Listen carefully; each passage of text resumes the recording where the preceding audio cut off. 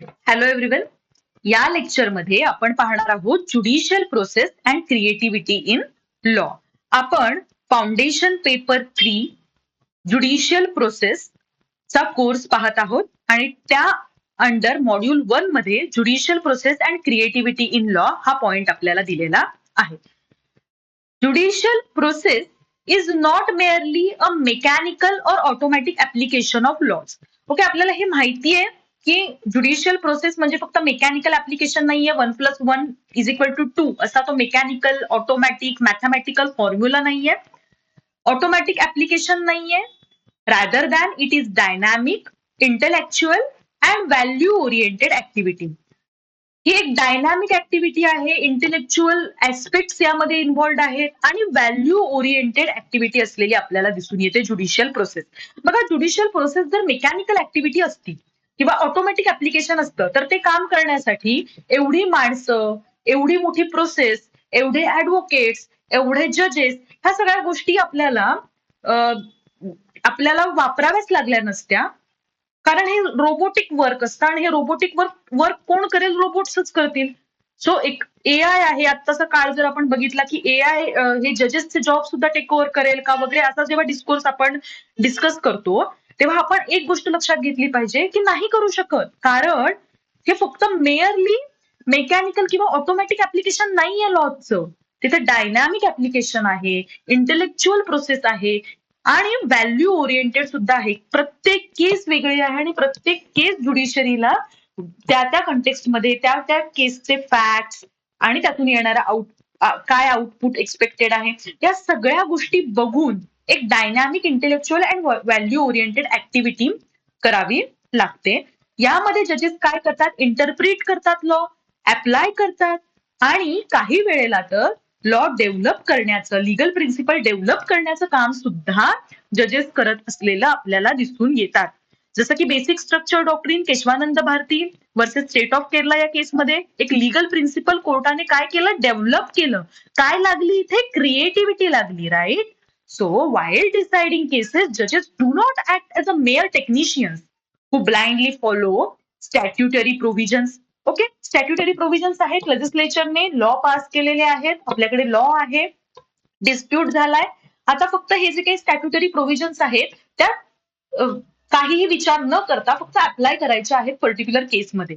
एवढंच काम ज्युडिशरी किंवा जजेस करत नाहीत. तिथे इंटरप्रिटेशन येतं, तिथे ऍप्लिकेशन येतं, तिथे डेव्हलपमेंट येते लॉची. सो या सगळ्या गोष्टी या प्रोसेसमध्ये, ज्युडिशियल प्रोसेसमध्ये, न्यायिक प्रक्रियेमध्ये इन्क्लुडेड आहेत. Instead they function as interpreters, innovators and guardians of justice, ensuring that the law is applied in a fair and meaningful manner. फक्त टेक्निशियन म्हणून जजेस काम करत नाहीयेत, तर ते इंटरप्रिटर्स होत आहेत, इनोव्हेटर्स होत आहेत आणि गार्डियन्स ऑफ जस्टिस होत आहेत.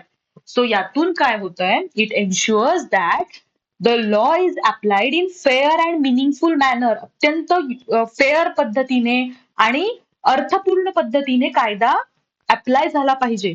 फक्त टेक्निशियन सारखे जर जजेस अर्थ लावायला लागले एखाद्या कायद्याचा, तर तिथे मिनिंगफुल मॅनरने तो लावला जाणार नाही. तिथे कुठल्याही प्रकारचं डिस्क्रिशन जर जजेसने वापरलं नाही, तर फक्त word to word literal interpretation वापरून जर जजेस कायदा वापरायला लागले तर ते एक टेक्निशियनचं काम होईल आणि तिथे कुठल्याही प्रकारचं इनोव्हेशन असणार नाही, इंटरप्रिटेशन असणार नाही आणि रिअल जस्टिसकडे सुद्धा आपण जाऊ शकत नाही अशा process through. It becomes especially important in situation where laws are ambiguous. आता हे कुठे महत्वाचं ठरतं? अशा पद्धतीने क्रिएटिव्हिटी वापरणं, इंटरप्रिटेशन वापरणं, जिथे लॉ अँबिग्युअस आहे, जिथे कळत नाहीये नक्की कायद्याला म्हणायचं काय आहे, इनकम्प्लीट आहे, अपूर्ण आहे, आउटडेटेड झालाय. बघा, सोसायटी आपण फाउंडेशन पेपर 1 मध्येच बघितलंय की सोसायटी डायनॅमिक आहे, सोसायटी स्टॅटिक नाहीये, समाज बदलतोय, त्यामुळे सोशल ट्रान्सफॉर्मेशन गरजेचं आहे. त्यामुळे जर आउटडेटेड कायदे आपल्या समोर येत असतील तर त्यांना सुद्धा बदलण्यासाठी म्हणून भूमिका घेणं गरजेचं आहे, त्या रिलेटेड बोलणं गरजेचं आहे, त्या तशा पद्धतीचं जजमेंट देणं गरजेचं आहे. And therefore requires a careful interpretation. त्यामुळे इथे आपल्याला काय गरजेचं आहे? एक केअरफुल इंटरप्रिटेशन गरजेचं आहे. आता हे केअरफुल इंटरप्रिटेशन करण्याचं काम ज्युडिशरी करते. Judicial creativity plays a central role in this process. आणि ज्युडिशियल क्रिएटिव्हिटीची जी काही भूमिका आहे ना ती अत्यंत महत्वाची मूलभूत अशी भूमिका आपल्याला या प्रोसेसमध्ये दिसून येते. It refers to the ability of judges to go beyond literal meaning of legal text and interpret them in the way that promote justice, equality and social welfare. न्याय, समता आणि सामाजिक वेलफेअर, सोशल वेलफेअर असं सगळं promote करणारं interpretation देण्यासाठी judicial creativity जजेसना promote करते. This is particularly significant in constitutional law. हे अत्यंत महत्वाचं, पर्टिक्युलरली आपण जर सेकंड मॉड्यूल आहे ना तिथे आपण हेच बघणार आहोत की कॉन्स्टिट्युशनल ऍडज्युडिकेशन मध्ये judicial creativity. Okay, so particularly आपल्याला हे कॉन्स्टिट्युशनल लॉ मध्येच दिसून येतं की ही क्रिएटिव्हिटी मोठ्या प्रमाणावर वापरावी लागते. कारण कॉन्स्टिट्युशनल लॉ मधल्या ज्या काही प्रोव्हिजन्स आहेत त्या ब्रॉड आहेत, अनेकदा त्या आणि ओपन एंडेड सुद्धा आहेत. जस्टिस डिफाईन करावं लागेल ना, इक्वॅलिटी डिफाईन करावं लागेल, राईट टू लाईफ आर्टिकल 21, आता आपण बघणारच आहोत ही एक्झाम्पल्स की आर्टिकल 21 चा डिस्कोर्स राईट टू लाईफ एवढंच दिलेलं आहे. त्याला प्रॉपर मिनिंग देण्याचं काम हे ज्युडिशरीने केलं आहे. राईट टू लाईफ मध्ये राईट टू लाईव्हलीहूड इन्क्लुडेड आहे, राईट टू एज्युकेशन इन्क्लुडेड आहे, राईट टू प्रायव्हसी इन्क्लुडेड आहे. सो ह्या सगळ्या गोष्टींचं इंटरप्रिटेशन देण्याचं काम कोणी केलंय तर कोर्ट्सनी केलेलं आहे. आर्टिकल 21चं एक broad perspective, open ended meaning देण्याचं काम हे ज्युडिशियल प्रोसेसने केलंय. The constitution of India is considered a living document. Constitution जे आहे आपलं भारताचं जे संविधान आहे ते लिव्हिंग डॉक्युमेंट म्हणून कन्सिडर केलं जातं आणि it's interpretation must be evolve with changing societal needs. Okay, constitution of India हे एक लिव्हिंग डॉक्युमेंट आहे, जीवित दस्तऐवज असं म्हटलं जातं. ओके, सो हे असं का म्हटलं जातं तर त्याचं जे इंटरप्रिटेशन आहे ते चेंजिंग सोसायटल नीड्सला कॉपअप करणार आहे किंवा त्या चेंजिंग सोसायटल नीड्स बरोबर इव्हॉल्व्ह होणार आहे. कुठल्याही प्रकारे आपलं संविधान हे डेड नाहीये, डेड लॉज, डेड लेटर्स नाहीयेत. ओके, ते लिव्हिंग आहेत.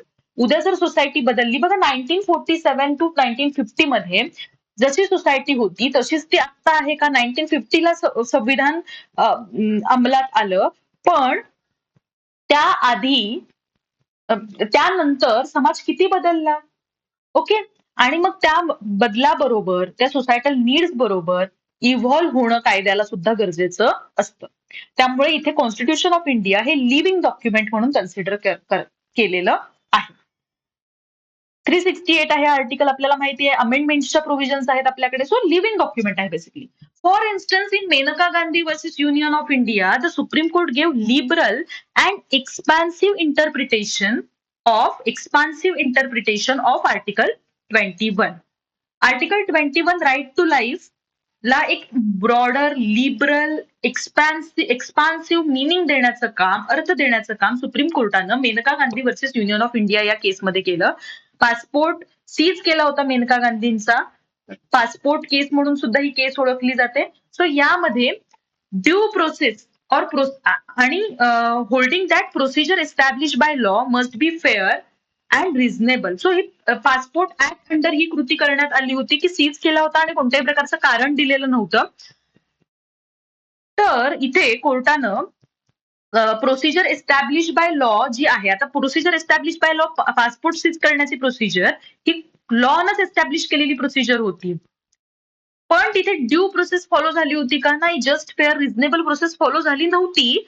त्यामुळे मेनका गांधींबरोबर झालेला जो ऍक्ट आहे तो चुकीचा आहे असं कोर्टानं म्हटलं. So transforming the scope of fundamental rights, तो इथून जो काही स्कोप आहे फंडामेंटल राईट्सचा तो ट्रान्सफॉर्म झालेला, तो इव्हॉल्व्ह झालेला आपल्याला दिसला. Article 21 right to life under ह्या गोष्टी येतील की नाही अशाबद्दल पण विचार तोपर्यंत झालेला नाहीये बघा. त्यामुळे इथे golden triangle Maneka Gandhi versus union of इंडियाच्या केसमध्ये आपल्या समोर आला, जो आर्टिकल 14, 19 आणि 21 बरोबर 21 ला एकत्र जोडणारा होता. तो इथे कोर्टानं काय वापरलीये? क्रिएटिव्हिटी वापरलीये, स्वतःचं इंटरप्रिटेशन वापरलंय, लिव्हिंग डॉक्युमेंट आहे हे दाखवून दिलंय. Right, through judicial creativity Courts have expanded the meaning of fundamental rights and developed new legal doctrines. So judicial creativity वापरून कोर्टानं एक्सपांड केलंय मिनिंग, वाढवलंय मिनिंग फंडामेंटल राईट्सचं आणि नवीन नवीन लिगल डॉक्ट्रिन्स इव्हॉल्व्ह केलेले आपल्याला दिसून येतात. जसं की Kesavananda Bharati versus state of Kerala या केसमध्ये बेसिक स्ट्रक्चर डॉक्ट्रिन इव्हॉल्व्ह झालं. Holding that parliament cannot amend the essential feature of constitution. आणि इथून आपल्याला काय समजलं की पार्लमेंट जे काही अमेंडमेंट करतंय 368 under simple majority, special majority और रॅटिफिकेशन बाय स्टेट काहीही वापरून जर पार्लमेंट अमेंडमेंट करत असेल तर ती अमेंडमेंट ऍब्सोल्यूट अमेंडमेंट असणार नाही किंवा ती अमेंडमेंट इसेन्शियल फीचर्सला अमेंड करू शकत नाही. अशा पद्धतीनं पार्लमेंट जी काही अमेंडमेंट करायला बघेल कॉन्स्टिट्यूशन मध्ये ती इसेन्शियल फीचर्स म्हणजे जो संविधानाचा मूळ ढाचा आहे, बेसिक स्ट्रक्चर आहे, बेसिक स्ट्रक्चर अमेंडमेंटची प्रोव्हिजन 368 अंडर वापरून जर फंडामेंटल राईट मधला आर्टिकल 14च काढून टाकलं चालणार आहे का? नाही. इसेन्शियल फीचर आहे ना इक्वॅलिटी, इंडियन कॉन्स्टिट्यूशन मध्ये इसेन्शियल फीचर आहे. डेमोक्रॅटिक नेचर इसेन्शियल फीचर आहे. डेमोक्रॅटिक नेचरच काढून टाकलं, आता डिक्टेटरशिप येणार. 368 अंडर अमेंडमेंट केलेली आहे, चालेल का? तिथे मेजॉरिटी असेल तरी ते चालणार नाही, कारण इसेन्शियल फीचर ऑफ कॉन्स्टिट्यूशन अँपर करू शकत नाही पार्लमेंट, कारण बेसिक स्ट्रक्चर डॉक्ट्रिन आहे जे ज्युडिशियल क्रिएटिव्हिटी थ्रू इव्हॉल्व्ह झालेलं आहे. This doctrine was not explicitly mentioned in the constitution but was creatively developed. बघा, एक्सप्लिसिट मेन्शन नाहीये कॉन्स्टिट्यूशन मध्ये. इव्हन दो कॉन्स्टिट्यूशनचे मेकर्स आहेत त्यांना सुद्धा हेच वाटत असणार आहे की अशा पद्धतीने सगळंच बदलू शकत नाही पार्लमेंट किंवा बदललं नाही पाहिजे, पण ते एक्सप्लिसिटली मेन्शन होतं का कॉन्स्टिट्यूशन मध्ये? नाही. पण मग ते कुणी केलं? ज्युडिशियरीने आपली क्रिएटिव्हिटी वापरून डेव्हलप केलेलं आपल्याला दिसून आलं. Judiciary to protect democratic values, आणि डेमोक्रॅटिक व्हॅल्यूजला प्रोटेक्ट करण्यासाठी ज्युडिशियरीने आपली ही क्रिएटिव्हिटी वापरली आणि basic structure doctrine Kesavananda Bharati versus state of Kerala या केसमध्ये आपल्या समोर आलं.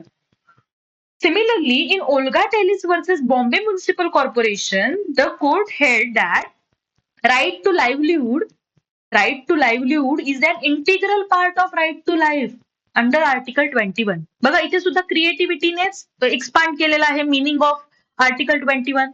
Right to life includes right to livelihood. जर चांगलं काम असेल हाताला तर तुम्ही चांगलं आयुष्य जगू शकता ना, आणि चांगलं आयुष्य म्हणजे काय तर डिग्निफाईड लाईफ. आणि right to life is not a mere human existence, is not all about just mere existence, it is all about dignified human existence. Okay. So right to life is an integral part of right to livelihood is an integral part of right to life under Article 21. Olga Tellis versus Bombay municipal corporation मध्ये कोर्टानं सांगितलं. Case Puttaswamy versus union of इंडियाची case आहे. या केसमध्ये supreme कोर्टानं recognise केलाय right to privacy as a fundamental right. Right to privacy सुद्धा आर्टिकल 21 अंडर काय आहे?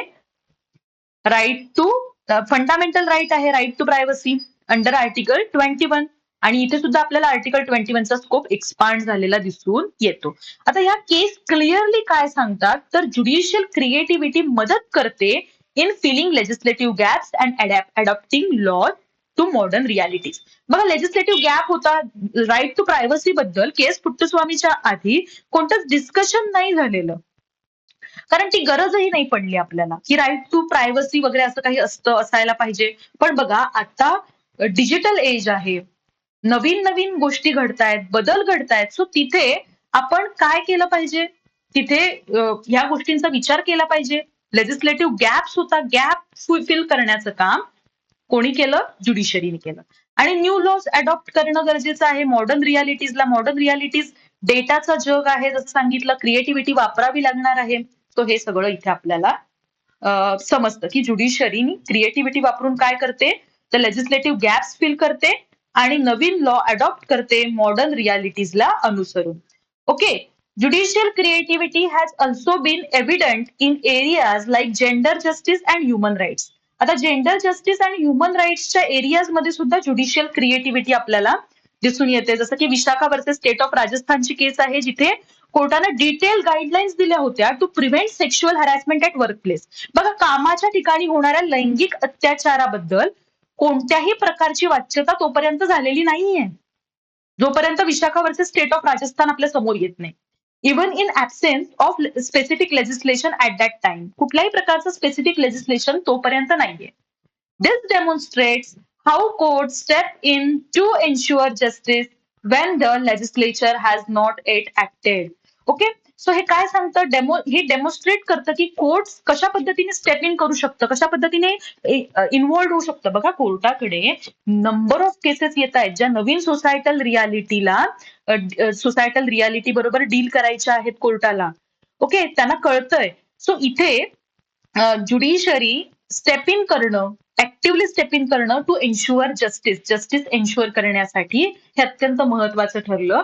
आणि लेजिस्लेचर नसताना सुद्धा कोर्टानं डिसिजन दिला आणि गाईडलाईन्स दिल्या, ज्या गाईडलाईन्स पुढे जाऊन लेजिस्लेचरने पॉश ऍक्ट अंडर पास केल्या. तो एक पूर्ण ऍक्ट आला. सो आपल्याला इथे काय दिसतं, ज्युडिशरीची क्रिएटिव्हिटी दिसते. However, judicial creativity must be exercised with caution and restraint. बघा, कॉशन वापरली पाहिजे, रिस्ट्रेंट पण असला पाहिजे. ज्युडिशियल ऍक्टिव्हिजम बरोबर ज्युडिशियल रिस्ट्रेंट पण आला पाहिजे, की कुठे थांबायचं हे पण कळलं पाहिजे. Excessive use of creative interpretation may lead to judicial activism और judicial overreach. Okay, judicial excessive use केला तर ओव्हररीच होऊ शकतो. अति करायला गेलं तर जे बेसिक स्ट्रक्चर आहे, आता बेसिक स्ट्रक्चरमध्ये सेपरेशन ऑफ पॉवर्स सुद्धा आहेत. लेजिस्लेचर, एक्झिक्युटिव्ह आणि ज्युडिशियरीला काही काही कामं वाटून दिलेली आहेत. सो ज्युडिशरीचं काम हे लॉ बनवायचं नाहीये, पण जर क्रिएटिव्ह इंटरप्रिटेशनचा एक्सेसिव्ह यूज केला तर मात्र लेजिस्लेचरचं जे काम आहे ते ज्युडिशरी करायला लागेल आणि ते योग्य होणार नाही. Where courts may appear to encroach upon the functions of legislature and executive. Legislature आणि एक्झिक्युटिव्हच्या फंक्शन्स मध्ये एनक्रोच करून चालणार नाही, त्याच्यामुळे डिस्टर्ब होईल principle of separation of powers. आणि जे की इम्पॉर्टंट आहे डेमोक्रेटिक सिस्टीमसाठी, जी लोकशाही व्यवस्था आहे त्या लोकशाही व्यवस्थेसाठी अत्यंत गरजेचं प्रिन्सिपल आहे doctrine of separation of powers. Therefore, while creativity is necessary for the growth of law, it must be always remain within constitutional limits. Okay, कॉन्स्टिट्यूशनच्या लिमिट्स मध्येच असली पाहिजे. जी काही क्रिएटिव्हिटी वापरायची जजेसना ती सुद्धा गायडेड बाय रिझन, आणि रिझन दिलं पाहिजे प्रॉपर. का डिसिजन घेतला, का इन्क्रोच केलं, का या प्रॉपर मॅटरमध्ये स्टेप इन केलं हे सांगितलं पाहिजे. प्रेसिडेंट दिला पाहिजे आणि पब्लिक इंटरेस्ट असला पाहिजे. बघा, विशाखा वर्सेस स्टेट ऑफ राजस्थानचं जर एक्झाम्पल आपण घेतलं तर इथे गाईडलाईन्स दिल्या. गाईडलाईन्स तयार करण्याचं काम हे बेसिकली लेजिस्लेचरचं आहे, जी लॉ मेकिंग बॉडी आहे. पण जजेसने किंवा कोर्टने ज्युडिशियल प्रोसेस थ्रू इथे गाईडलाईन्स दिलेले आहेत. पण इथे त्यांच्याकडे रिझन होतं का? होतं, कारण लॉज ऍब्सेंट होता. प्रेसिडेंट वापरलं. पब्लिक इंटरेस्ट होता का? तर लार्ज नंबर ऑफ पब्लिकचा इंटरेस्ट इथे इन्व्हॉल्ड होता. वुमनचा इंटरेस्ट इन्व्हॉल्व होता. वल्नरेबल सेक्शनचा इंटरेस्ट इन्व्हॉल्व होता. सो आपल्याला इथे काय समजून घ्यायचंय की ज्युडिशियल क्रिएटिव्हिटी वापरणं चांगली गोष्ट आहे, पण ज्युडिशियल ओव्हररीच होता कामा नाही. Thus, judicial process combined with creativity ensures that law is not rigid or outdated but remains flexible, progressive and capable of delivering real justice in changing society. बघा, ज्युडिशियल प्रोसेस कंबाईन्ड विथ क्रिएटिव्हिटी, जर mix असेल judicial process creativity बरोबर, तर ती ensure करते काय? Law is not rigid और outdated but remains flexible. Law rigid नसला पाहिजे किंवा आउटडेटेड पण नसला पाहिजे. आता रिजिड असेल, बघा सोसायटी बदलतीये, चेंज होतीये, सगळ्या गोष्टी बदलतायत आणि कायदा काहीतरी आहे 1857चा, चालणार आहे का? नाही चालणार. किंवा खूप जुनं काहीतरी आपण आता घेऊन बसलेलो आहोत जे की आताच्या सोसायटीला लागूच होत नाहीये. त्यामुळे रिजिडिटी कायद्यामध्ये असून चालणार नाही. लॉ रिजिड नसला पाहिजे, त्यासाठी ज्युडिशियल प्रोसेस आहे. त्याचबरोबर फ्लेक्झिबल असला पाहिजे, आउटडेटेड नसला पाहिजे.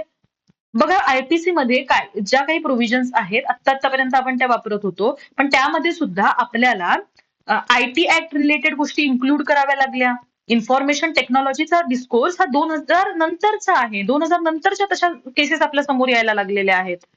त्याआधी तो मुद्दाच नव्हता. डिजिटल किंवा सायबर क्राईम्स वगैरे ह्या गोष्टी नव्हत्या. पण आता त्या आपल्याला इन्क्लूड करणं गरजेचं बनलेलं आहे, कारण सोसायटी बदलली आहे. तर त्याचा विचार जेव्हा आयपीसी आला तेव्हा केलेला असण्याची शक्यताच नाहीये, कारण तेव्हा ती गोष्टच नाहीये.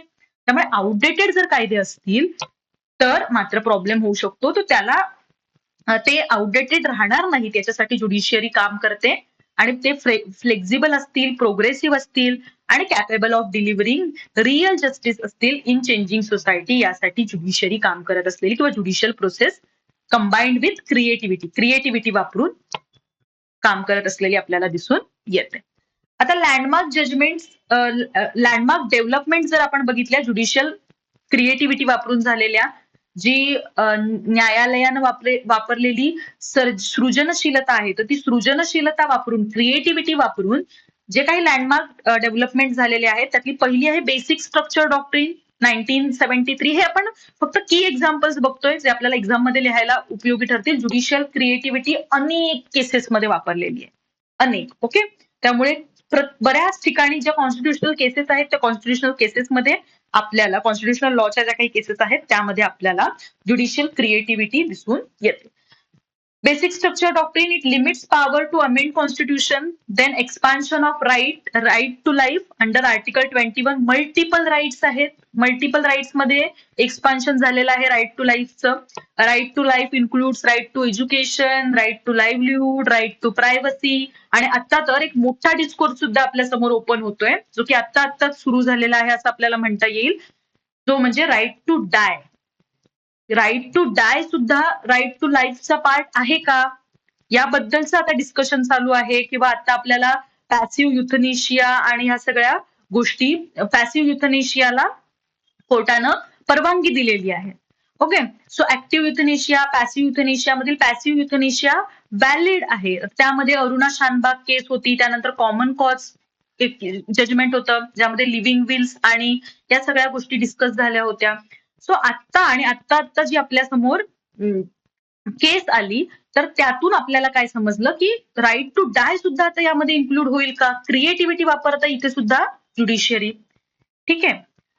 Development of judicial process to check unconstitutional action, आणि इथे डेव्हलपमेंट ज्युडिशियल रिव्ह्यू केलं जातं की अनकॉन्स्टिट्युशनल ऍक्शन घेतल्या जात आहेत का ज्युडिशियरी, लेजिस्लेटिव्ह किंवा एक्झिक्युटिव्ह कडून. ज्युडिशियल रिव्ह्यू कुणाचा केला, कुठल्या ऍक्शन्सचा केला जातो, लेजिस्लेचर आणि एक्झिक्युटिव्हच्या ज्या काही ऍक्शन्स असतील तर त्या कॉन्स्टिट्यूशनच्या कंटेक्स्टच्या बाहेर नसल्या पाहिजेत, अनकॉन्स्टिट्युशनल नसल्या पाहिजेत. जर अनकॉन्स्टिट्युशनल ऍक्शन एक्झिक्युटिव्ह घेत असेल किंवा लेजिस्लेचर कुठले तरी असा कायदा पास करत असेल जो की अनकॉन्स्टिट्युशनल आहे, कॉन्स्टिट्यूशनच्या फ्रेमवर्कमध्ये कुठे बसत नाहीये आणि कॉन्स्टिट्यूशनचे जे काही प्रिन्सिपल आहेत त्याला व्हायोलेट करतोय, तर इथे ज्युडिशियल रिव्ह्यू केला जातो आणि ज्युडिशियल क्रिएटिव्हिटी सुद्धा इथे वापरली जाते. Growth of environmental jurisprudence. Environmental jurisprudence, NC Mehta versus union of India ज्या काही केसेस आहेत, एन्व्हायरमेंटल ज्युरिस्प्रुडन्सची ग्रोथ आपल्याला झालेली दिसून येते अंडर आर्टिकल 21. हे सुद्धा इन्क्लूड होतं. ठीक आहे. Protection of women rights, privacy and equality. Case Puttaswamy असेल, वुमन राईट्सच्या अनेक केसेस आहेत. Vishakha versus state of Rajasthan ही केस आपण पाहिली. इक्वॅलिटी एअर इंडिया वर्सेस एअर इंडिया एअर इंडिया वाली जी काही केस आहे, सो इक्वॅलिटीचा जो काही डिस्कोर्स आहे आर्टिकल 14च्या ज्या काही केसेस असतील तिथे आपल्याला ज्युडिशियरीने क्रिएटिव्हिटी वापरलेली दिसून येते. वुमन राईट्स, प्रायव्हसी या सगळ्याच्या कंटेक्स्टमध्ये ज्युडिशियल क्रिएटिव्हिटी आपल्याला दिसून येते.